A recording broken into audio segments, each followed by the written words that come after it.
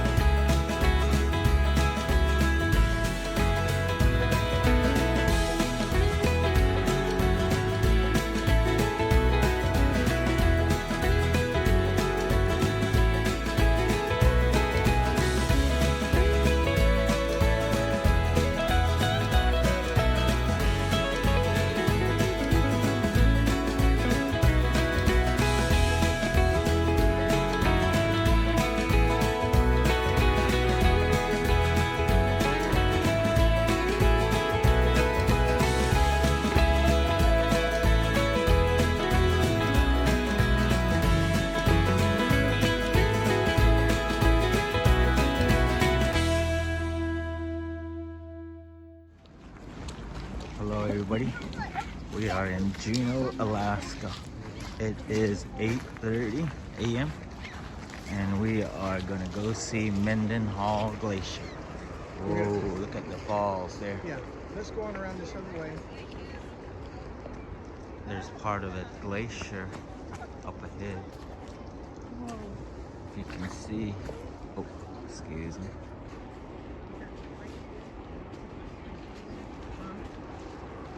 That's ice out there. See that? Nice overcast morning. I couldn't tell you what the temp is, but it's some little precipitation coming down. And participation. Catch up with the crew on the trail to get another view of hopefully a better view of the glacier. Yeah, it's been on hey. Juneau, Alaska. Alaska Dan Hashnet.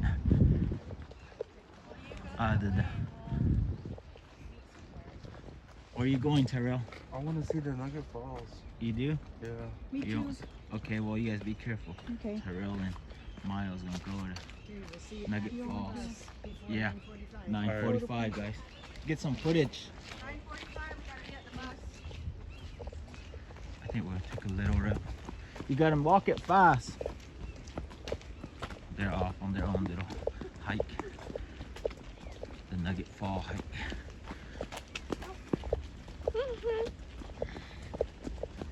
Coulter, having fun. Yeah, your pants is coming off. All the moss, sorry.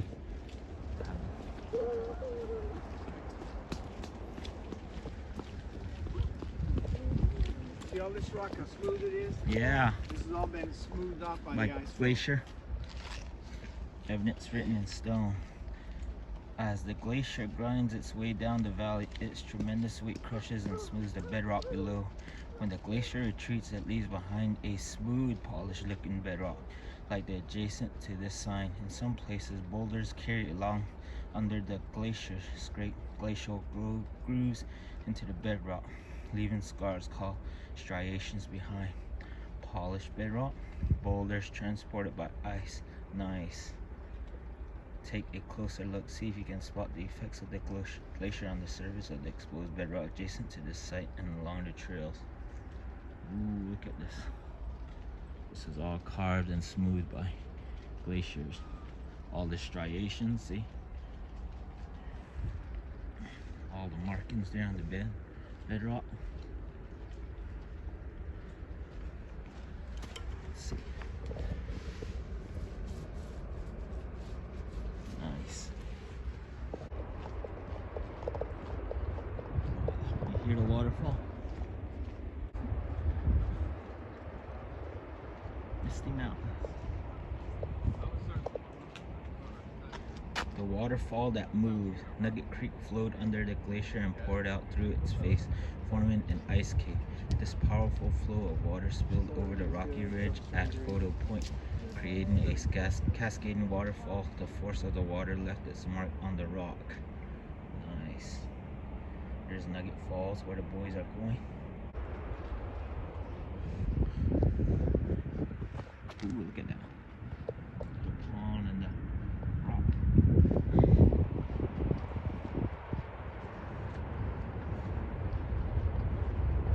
Ooh, look at that raging water. Man. Oh, yeah, that's pinning on, hey. Yeah. Nada si Okizi. YouTube. Really cruising. Yeah, this do ich wonder. Und hey, wie das also der Sonne. Okay, schön gilt da. Gilt da. I don't miss that. The boss said this doigi. Oh, the Sonne hey, Alaska. El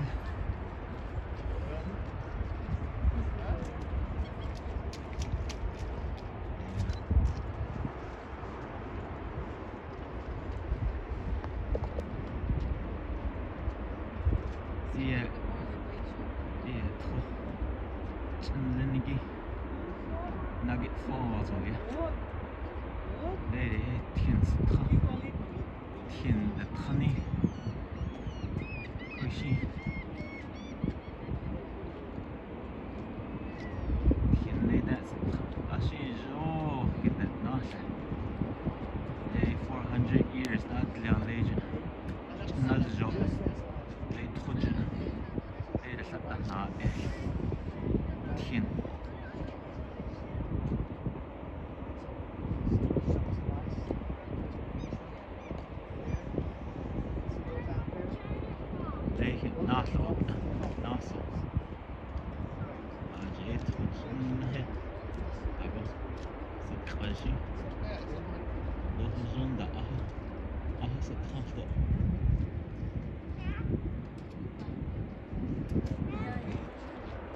Yeah, baby.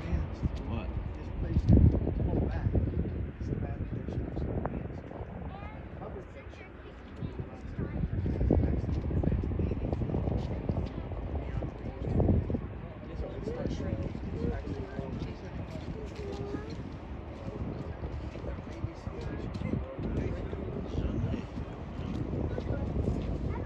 This is Nugget Falls, and that is Mendenhall Glacier.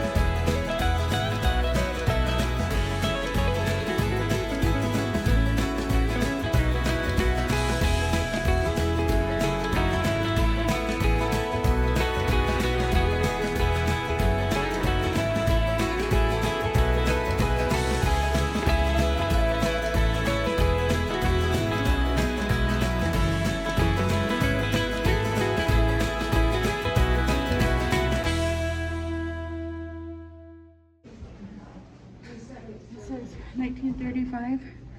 The glacier was like up here, Wow. as far out. You could touch the face of the glacier from here.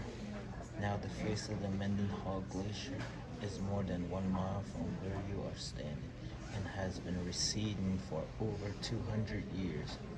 Although the scene from the observatory is always changing, see if you can identify these geographical landmarks. Yeah, they can sakat sataniki down for the 1930 and down you had down for the legend. Ishin you ha legend. So nshna.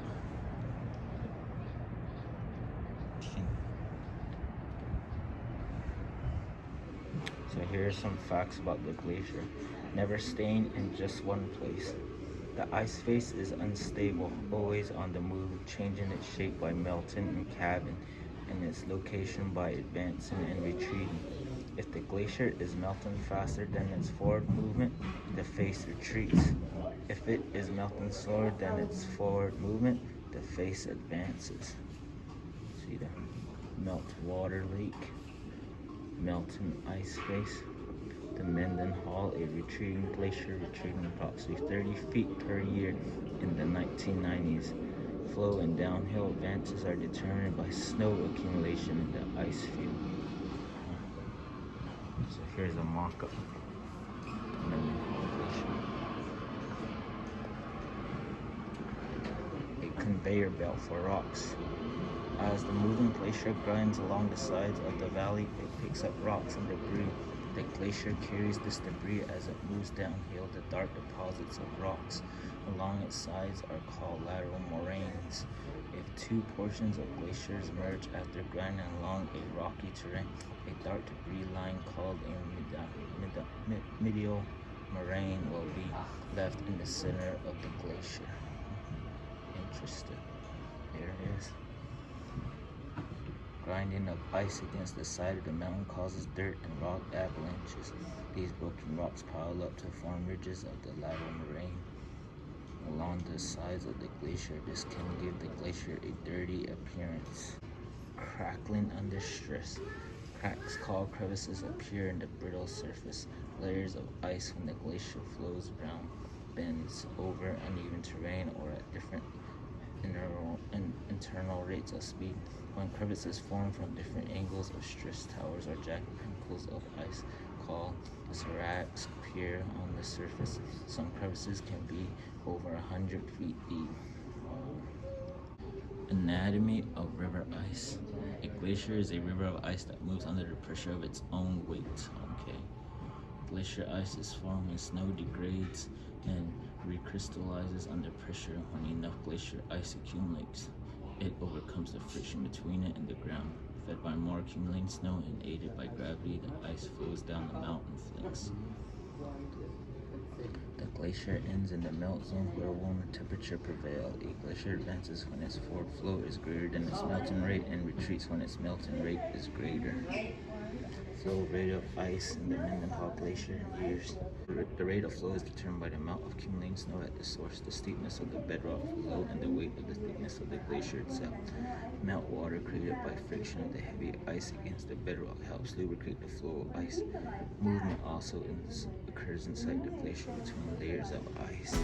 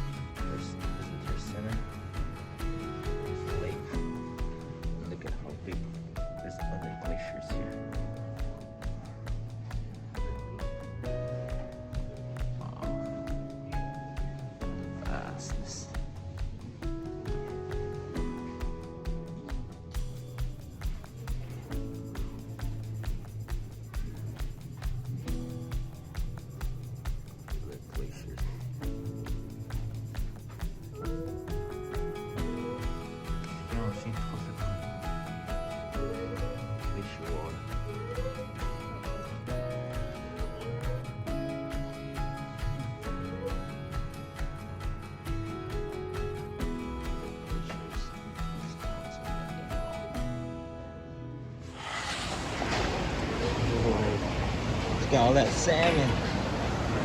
Awesome.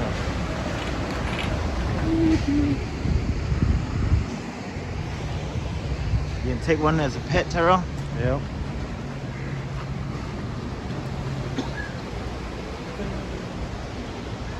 Oh, look at all that salmon. Oh, look at that.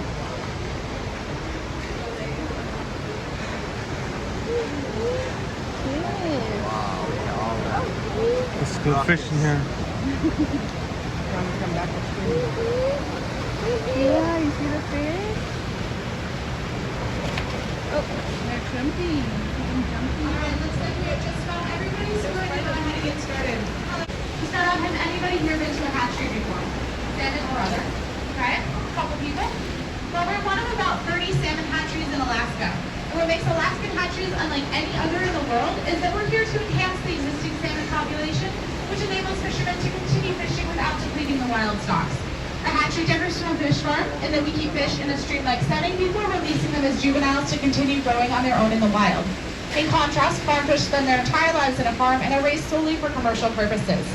In order to accomplish our mission every year, we collect and fertilize eggs from the spawn-ready adults, and then incubate these eggs, which hatch in the fall of winter, and in spring we return millions of salmon to be released into the ocean. This hatchery, as well as most in the state, is a private non-profit facility with a focus on enhancing the salmon population for all Alaskan fishermen. Every year we raise and release about 100 million salmon. Yeah, that's a lot of salmon. Question, does anybody know what happens to salmon after it spawns? Guys. It dies, correct. They die both here at the hatchery and in the wild once they've spawned. In the wild, their bodies will fertilize the streams where they spawn and the nutrients spread throughout the entire ecosystem. Here at the hatchery, once we've collected the next generation of salmon, we'll sell the carcasses to processors, and that way nothing goes to waste. Now we have salmon in various stages of life all year round here at the hatchery. This is really exciting because currently adult salmon are returning to our hatchery. Each of these salmon started out here as an egg and they are now returning to spawn. During the spawning process, eggs will be collected from the female salmon and fertilized with milk from the males. These eggs will then be transferred to our incubation room, which is behind those doors on the walkway off to your left. They'll then be put in trays to hatch and grow starting in the fall, and in spring, the baby salmon will be put in our saltwater net pens, which are in the water down off to the right.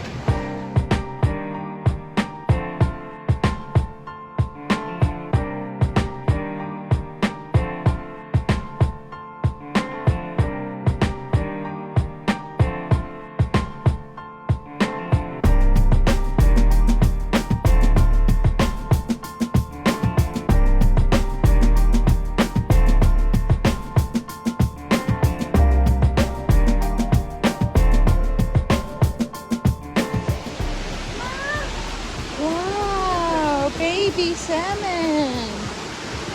That's the babies.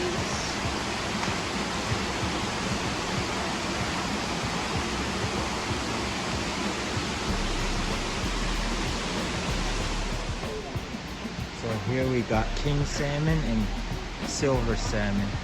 Each.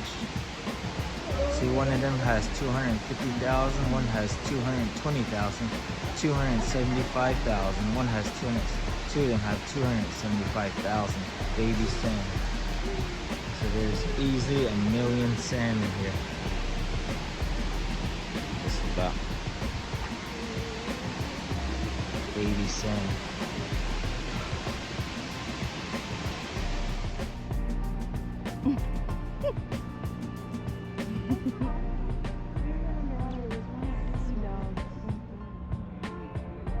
Well, you guys looking at the seal?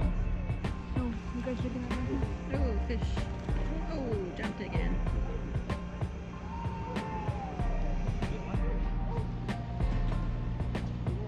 Did you get one? I think so.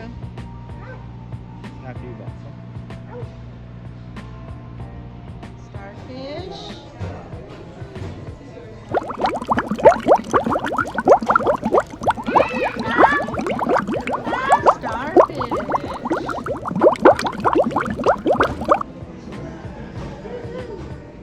Yeah, starfish. What's that? See this one right here, Mom? Yeah. This guy's just chilling.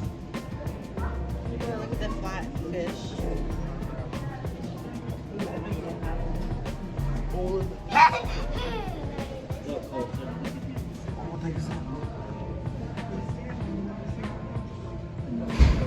crab legs. Did you go touch the swordfish?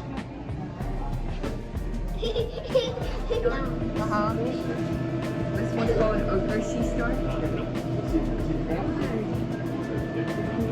That one's kind of hard. This one's softer.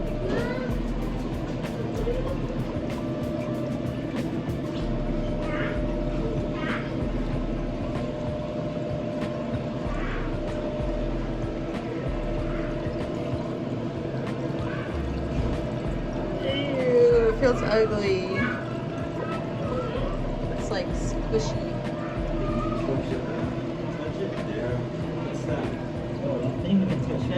Did you touch it? Not yet. I did.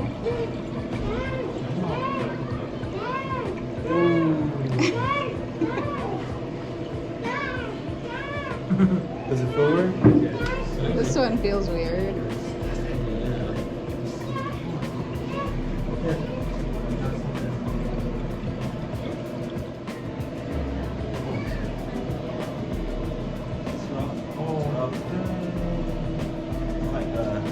It's like your chippy ankles. It's like a carpet.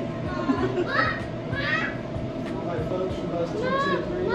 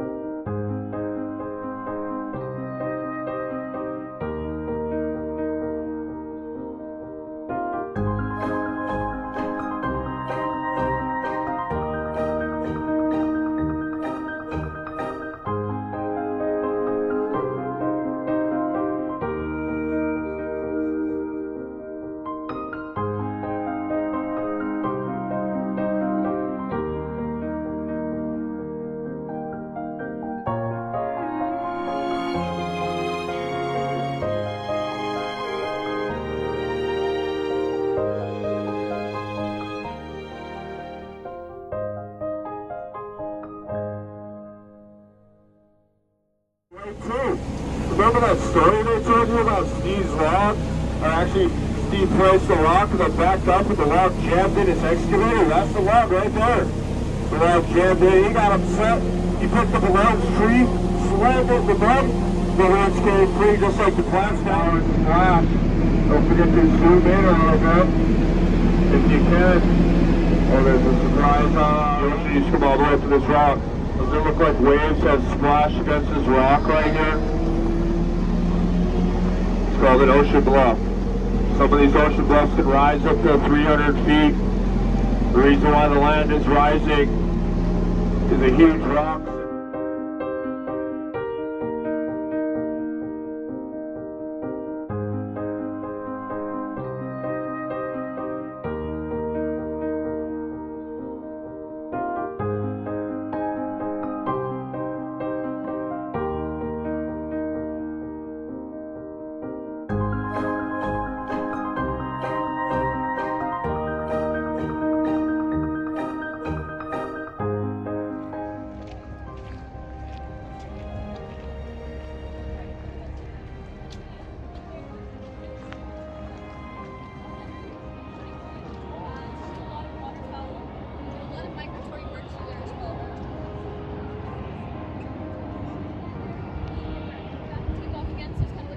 Airport next to our real airport down there. You might notice our airport down there.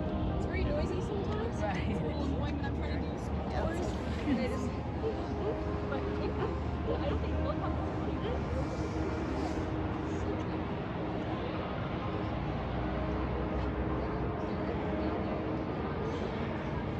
Pretty steep. It's beautiful.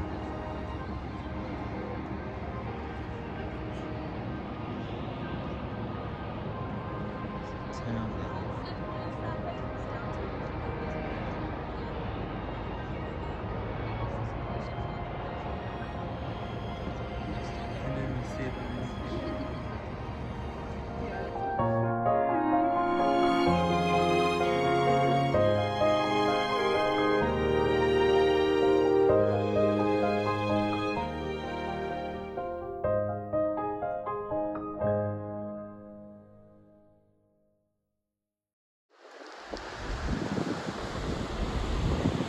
left Juneau.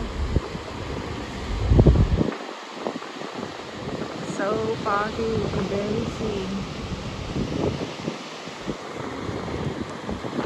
The town was that way. Capital of Alaska.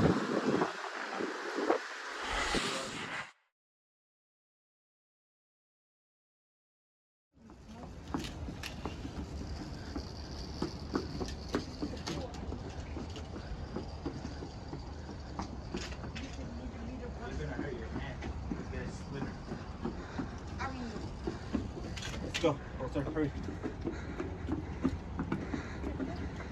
Day 6. Yeah, I feel great. This guy had a rough night. Ketchikan. I hope we're saying that right. So Ketchikan Creek is just down the road a little bit on the left, and the salmon will come upstream to spawn. Hundreds of salmon will be jumping up the creek.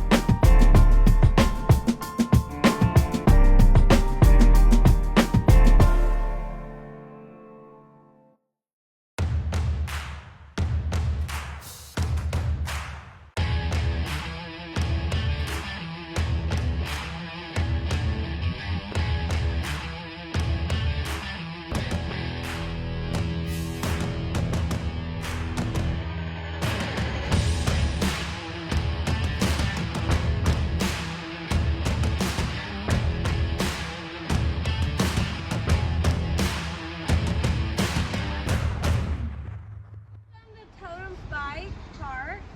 This is a state park, and it was built around the Great Depression. The government decided that they wanted to help the natives preserve their culture and their poles, and so they gathered these poles from all over the island and they brought them here.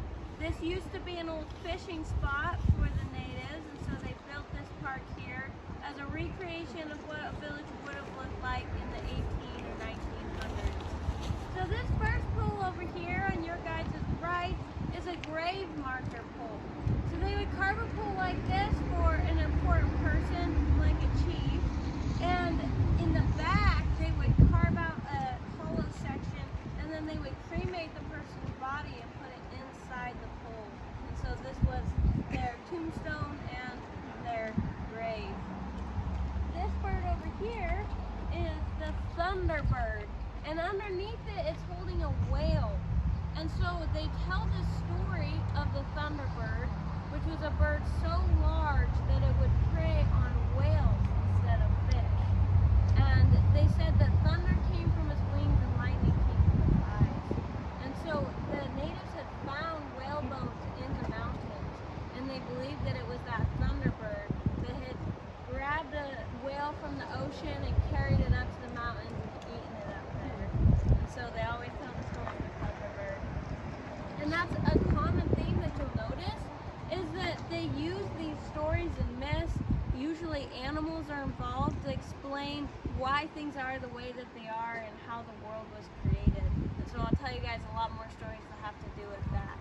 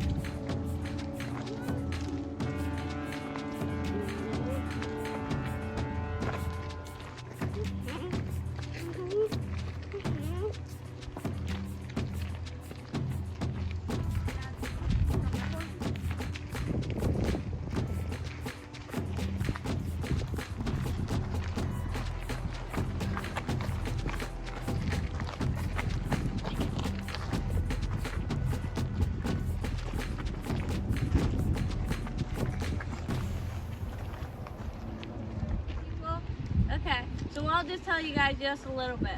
So the Tongass National Forest is the largest national forest in the world, and this is part of it right here. It covers all of southeast Alaska. So if you've been in Sitka or Juneau or Skagway, any of those places, it's all Tongass National Forest. And it's a temperate rainforest. Do you guys know the difference between a temperate rainforest and a tropical rainforest? Temperature. Yeah, temperature, heat. Yep, that's the only difference. So tropical stays hot all the time. You know, it's the typical rainforest you think of.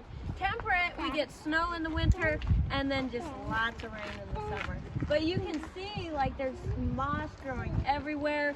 This right here is my favorite tree because it's got this stump and then this giant tree growing out of it. It's called a nurse stump because it starts to decay and gets enough nutrition in it that another tree will just grow out of it. And you can see it's happening right here behind you. There's this little tiny stump and then this whole tree growing out of it. So yeah, you can just see the forest. Almost all these trees right here that you're seeing are western hemlock. The two other types of trees that are really common in the Tongass National Forest are cedar trees, which is what all of our totem poles are made out of, and then Sitka spruce. And so those are the three types of trees.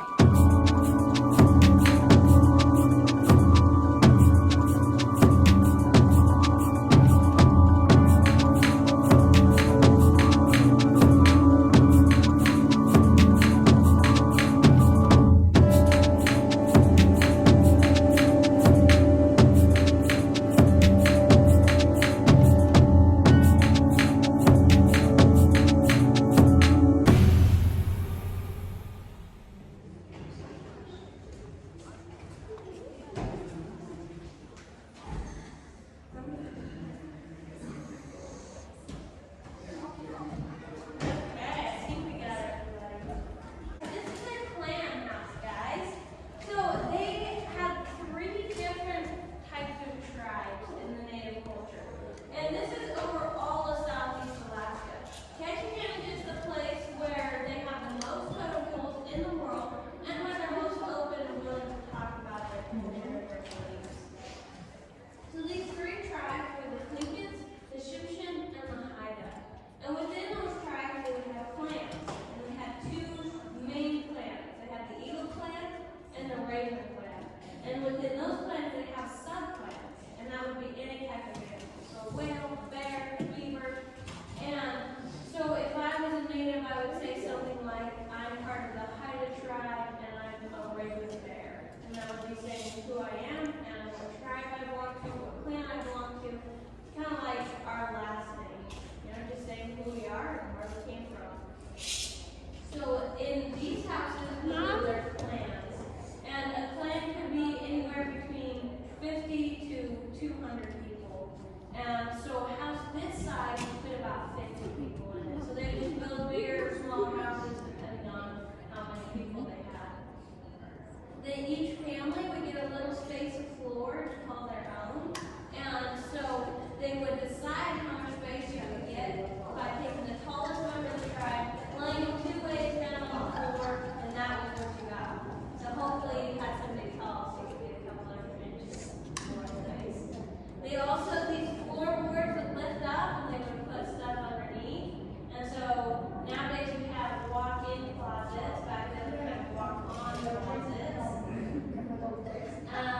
The fire pit would be here in the middle, and the smoke would go up here. And then this room we came in wouldn't be there, and it would just be this little door that we're taking pictures in front of. And the reason for that small door is because during the day the men would leave, and all the women and children would stay behind. And so if an invading tribe came while they were gone, all the women and children would just come inside, and then that invading tribe could only come in one at a time in a stoop position. So the woman could just run down, grab a stick from the fireplace, hit him on the head, and wait for the men to let him pass through. So it worked pretty well, and it also helped keep big animals out of their land houses because it's so small. So all of the houses are made out of cedar wood, just like their poles, except for these two big ones here at the top. That's made out of Sitka spruce. And that's just because it's a really sturdy wood, but a lot lighter, and so it's easier to lift it up into that position.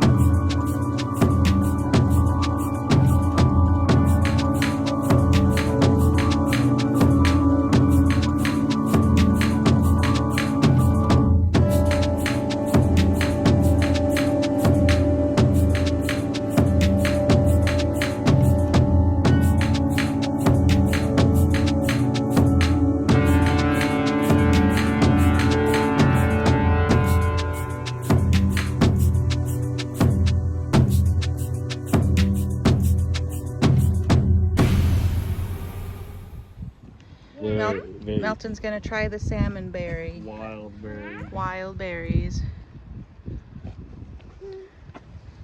How does it taste? Is it good? Almost like a strawberry. A strawberry flavoring. Is it sour? A little sweet too. Cool. He picked it on the trail. I was gonna say it's probably made by the Japanese. No, the first ever gun was made by the Chinese. Oh, yeah. Bro. Ford didn't quite go far enough. As we were done in the gift shop at the Totem National Park, there was adjacent to the gift shop was a antique gun museum, and we made our way in, and it just seemed intriguing, and there was quite an extensive amount of guns here. And as we made our way in, we asked the guy that was taking care of the museum if we could take some footage and some pictures, and he said it was fine. So here it is. It's really amazing how much was here, how much antique guns were here.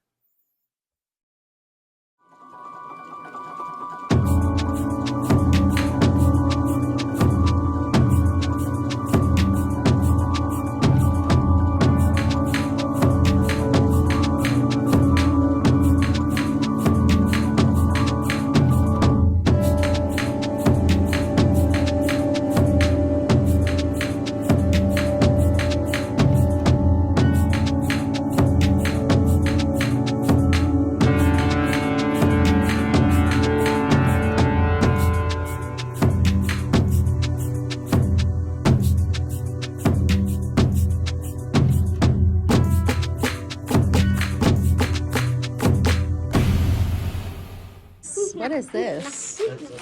Bathing, the roof of a whale's mouth. Oh, wow. That's interesting. Huh. I've never seen that. The whale would have up to 800 of these in the roof of his mouth. Wow. Hello, YouTube land. Good afternoon. It is 12:40 p.m. at Ketchikan, Alaska. Finally, the sun's out. It's a beautiful day. And we're just got back from the Totem Pole State Park, and also went to see the Lumberjack show this morning. So I think we're gonna set off again, cruise out of Ketchikan. I believe next stop we're going to be headed to is Victoria, British Columbia, Canada. Give you an update. And so far so good. We're just having lunch here. I'll show you the view here from lunch.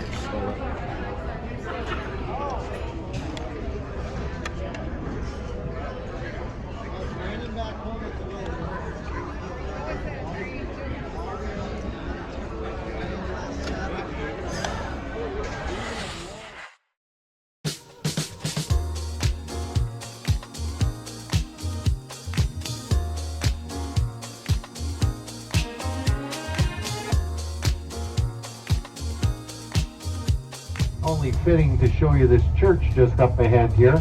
And don't worry, you'll get a good look because I'm going to be turning left here. But I'm told it looks like Notre Dame. The two previous churches were made of wood and they burned down.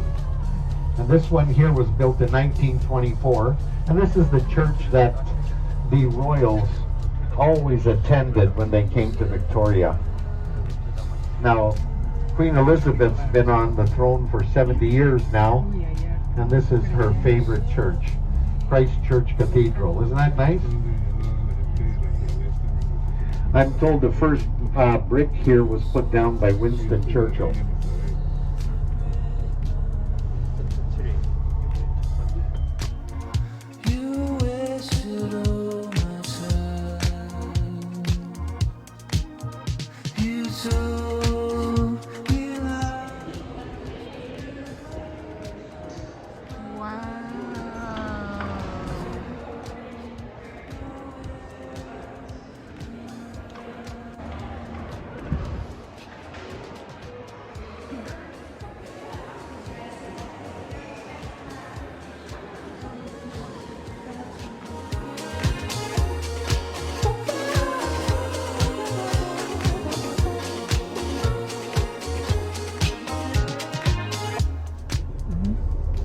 ship over on the right-hand side. See it there. See it with the two white?